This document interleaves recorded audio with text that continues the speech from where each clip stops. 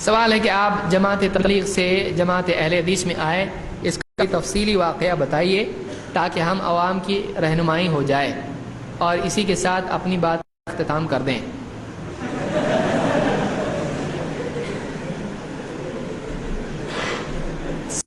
وقت بہت ہو چکا ہے اور 10 بج چکے ہیں،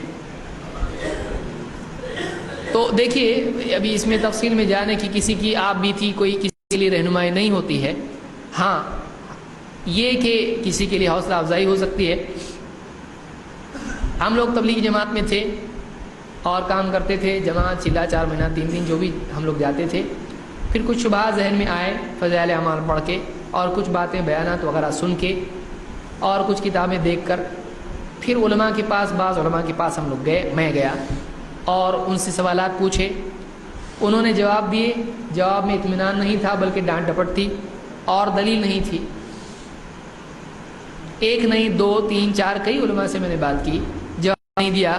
اور اطمینان بخش جواب نہیں ملا، دلیل کی روشنی میں نہیں تھا، بس بڑے بولتے ہیں تو صحیح ہے، ایسا کیسا غلط ہو سکتا ہے، اتنے سب پاگل ہیں، اس طرح کی باتیں تھیں اس میں قرآن میں ایسا ہے، حدیث میں ایسا نہیں تھا۔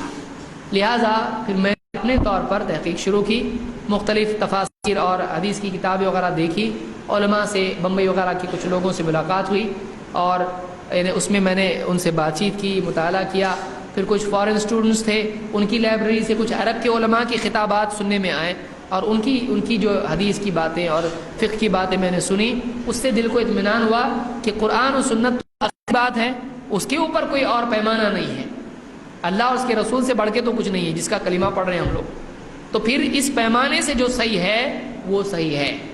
جو اس پیمانے سے ٹکراتا ہے وہ صحیح نہیں ہے، یہ ذہن میں بیٹھ گیا۔ اور اس کے بعد پھر نئے سرے سے میں نے تحقیق جو بھی شروع کی، اب پھر جتنا تحقیق کرتا گیا اتنا دور ہوتا گیا، اور پھر اس کے بعد میں وہاں سے بھی کہا کہ متاؤ اس طرح کا معاملہ ہو گیا،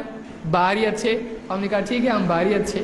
پھر ہم نے اپنی طور سے دعوت شروع کی اور الحمدللہ 1 2 3 4 ہوتے ہوتے کئی لوگ آتے چلے گئے۔ تو آج